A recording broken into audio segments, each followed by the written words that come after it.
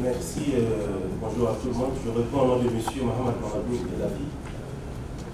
C'est avec un très grand plaisir que je prends la parole dans cette salle, dans laquelle on retrouve évidemment des experts de diverses provenances géographiques et intellectuelles. C'est une opportunité pour nous d'échanger sur un problème crucial de l'Afrique partant de l'humanité. Je vais évidemment me référer à ce qu'on appelle la crise libyenne. D'où l'intitulé même de ma présentation qui porte sur la crise libyenne et ses répercussions sur les États du Sahel, enjeux et perspectives. En termes de sommaire, nous avons une introduction qui s'articule autour de 3 points. Nous avons d'abord le contexte des fragilités des États du Sahel. Nous avons ensuite les enjeux et défis liés à la crise libyenne au Sahel. En 3, nous avons les perspectives envisageables d'abord à partir de la Libye, quelles sont les solutions qui peuvent être envisageables. Ensuite, à partir des États du Sahel et en Afrique, sur le plan régional, quelles sont les perspectives qui peuvent être envisageables. Et enfin, sur le plan international. D'abord, il faut reconnaître que la question libyenne, qui a commencé en 2011, persiste et est toujours d'actualité. Est toujours d'actualité à telle enseigne que tantôt on nous parle des différentes actions qui sont menées à partir de la Libye et qui impactent d'une manière ou autre sur les États du Sahel. Il s'agit, entre autres, de la multiplication des groupes armés.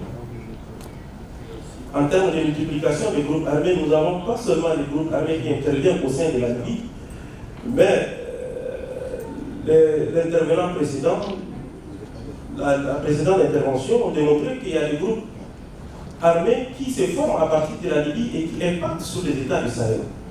C'est le cas également du Tchad.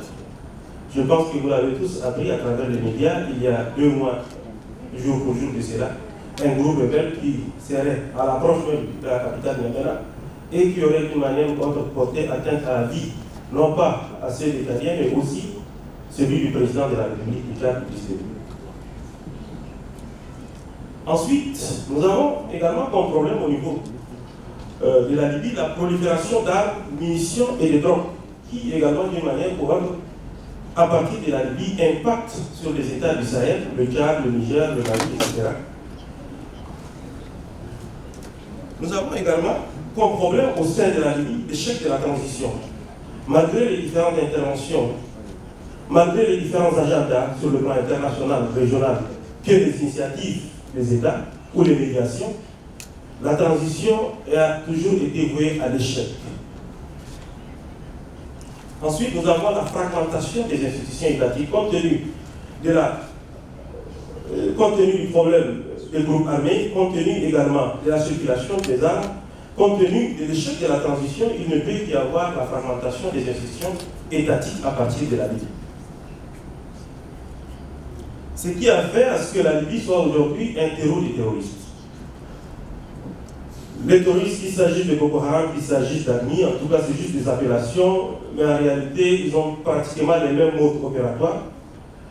Et en termes de mode opératoire, ils se ravitaillent le plus souvent à partir de la Libye. Nous avons eu, comme il l'a déjà évoqué, les armes à la suite du régime de Gaddafi, les armes proliféraient à partir dans le Sahel.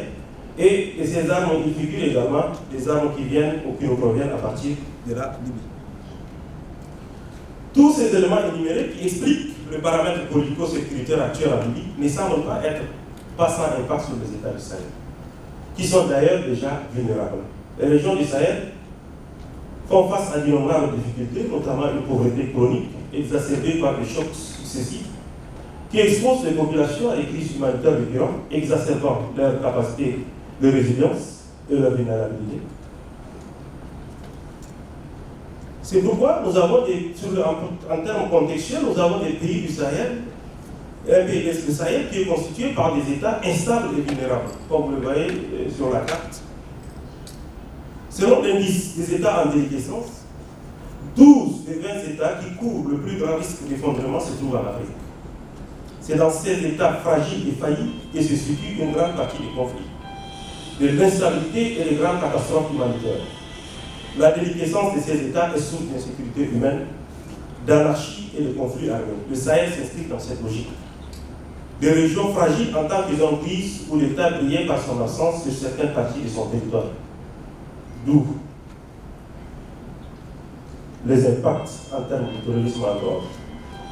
Quand on se réfère au début du régime Gaddafi avant l'intervention de l'OTAN ou du décès de Gaddafi, il faut reconnaître que les frontières de la Libye ont été relativement bien contrôlées. Et Gaddafi était parfois un acteur constructif dans les accords de paix au pays du Sahel, même si quelquefois on lui reprochait également quelques émissions.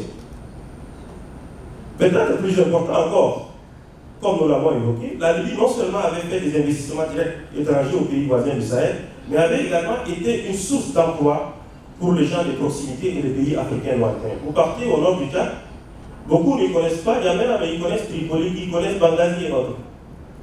Néanmoins, tout cela a disparu et la Libye est devenue elle-même la source de stabilité aujourd'hui, avec d'énormes répercussions sur la région du Sahel. En termes de répercussions, sur la région du Sahel, nous avons entre autres la prolifération d'armes et de la drogue à partir de la Libye.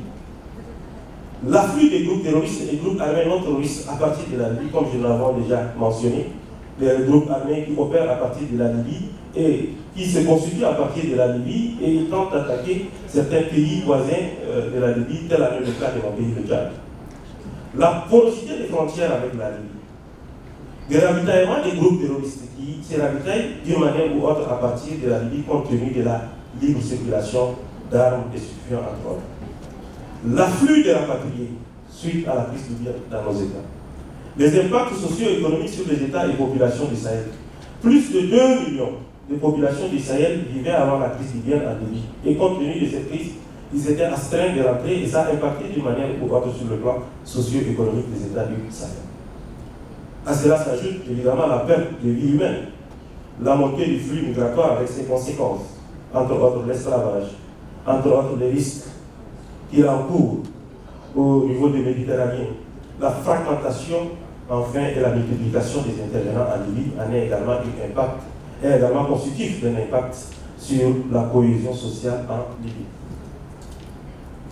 En termes de perspectives, nous avons les perspectives sont envisageables entre autres à partir de la Libye. Qu'est-ce que les Libyens doivent faire à partir de la Libye pour une instabilité quelconque ou pour constituer un État solide, dur, apte. À partir des États du Sahel et de la région, et enfin à partir de la communauté internationale. Nous avons d'abord les perspectives qui sont envisageables à partir de la Libye.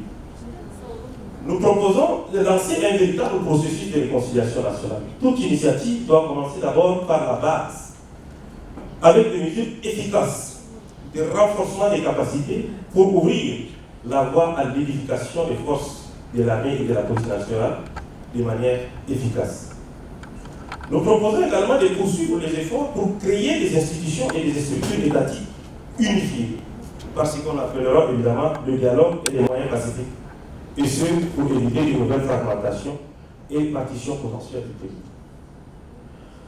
Nous avons également veillé à ce que la question des droits des citoyens libyens soit abordée et résolue dans la prochaine constitution, car la base, la force de l'État, comme nous le savons tous, toute société a besoin pour fonctionner la mise en place d'un certain ordre. Et la base de l'ordre établi, c'est toujours l'ordre constitutionnel. D'autres recherches, des études et des données sont requises pour la région du sud de la Libye afin d'obtenir une meilleure compréhension de la situation sur le terrain pour aborder des questions telles que la migration, la traite et la présence des groupes terroristes. À ce niveau, nous avons également besoin de mécanismes institutionnels de recherche tel est le cas du Centre international d'études stratégiques ou d'autres centres qui peuvent également mener un certain nombre d'études stratégiques en la matière. Les perspectives au plan régional, nous proposons une instauration des mécanismes de contrôle des frontières communes et des efforts de surveillance pour le contrôle des frontières et la surveillance, et ce pour aider à sécuriser les frontières du sud de la Libye et lutter contre les armes et les mouvements de combattants. Les réseaux de traite des personnes et des migrations irrégulières. Nous proposons également la promotion du trafic positif et des bonnes pratiques dans la région frontalière, grâce à des accords bilatéraux entre les États basés sur la particularité des communautés locales en région frontalière. Vous partez au nord de la Libye, vous trouverez évidemment, ou au nord du Tchad ou encore du Niger, vous trouverez évidemment la population Toubou par exemple. C'est pourquoi nous proposons la promotion des trafics positifs et bonnes pratiques dans les régions frontalières grâce à des accords bilatéraux basés sur les particularités des communautés locales en région frontalière. La mise en place également des mécanismes de recherche et d'études appropriées relatives aux menaces liées à l'économie, la nutrition, la santé, l'environnement, le personnel, la communauté et la sécurité politique. Nous proposons également l'instauration ou instaurer une synergie d'action relative aux interventions régionales en Libye. Chaque institution ou mécanisme sur le plan international intervient de façon individuelle avec un agenda. On nous dit instaurer la paix en Libye. Mais est-ce que ces agendas ne sont pas théoriques sur le plan pour la pratique? Est-ce que c'est ce que nous sommes en train de chercher? Et c'est là la question qui se pose. C'est pourquoi nous exhortons effectivement sur le plan régional les cadres légaux appropriés qui doivent appuyer les initiatives au plan national. Suivre une approche de sécurité localisée, améliorer le partage d'informations d'État à État et la coopération compte tenu du caractère asymétrique de cette guerre. Et enfin, les perspectives sur le plan international. J'ai voulu conclure sur le plan international à travers une intervention lors d'un sommet du G5 Sahel du président Idriss Déby. Il nous disait: nos amis européens et occidentaux ne nous ont pas demandé quand ils ont attaqué la Libye. Non plus quand ils ont divisé le Soudan en deux. La solution en Libye n'est pas entre nos mains. Elle est entre celles de l'OTAN qui a créé ce désordre. Aucune armée africaine en son temps, évidemment, ne peut attaquer la Libye. L'OTAN en a les moyens. Elle doit y aller, c'est sa responsabilité. C'est à nos amis occidentaux de trouver une solution. Nous pourrons ensuite les accompagner. Effectivement, ils étaient la cause même de la problème en Libye. S'ils en sont la cause, ils doivent également trouver des alternatives à ces problèmes dont eux-mêmes avaient créé. Nous, les autres États africains, nous pourrons également, par l'ensemble des perspectives sur le plan national et régional, procéder effectivement à appuyer cet agenda qui visera effectivement à instaurer la paix en Libye. Et enfin, ce qu'il faut retenir, les États les plus faibles de la planète sont un danger mortel pour eux-mêmes et pour les autres. La fragilité des États de la région du Sahel, dépourvus d'un appareil d'État efficace et sûr, constitue un terrain éventuellement fertile pour les groupes terroristes et les trafiquants qui pullulent le Sahel et dont le contexte libyen leur est favorable. Sur ce, j'ai fini ma présentation. Nous sommes à votre disposition pour les potentielles observations et suggestions. Je vous remercie.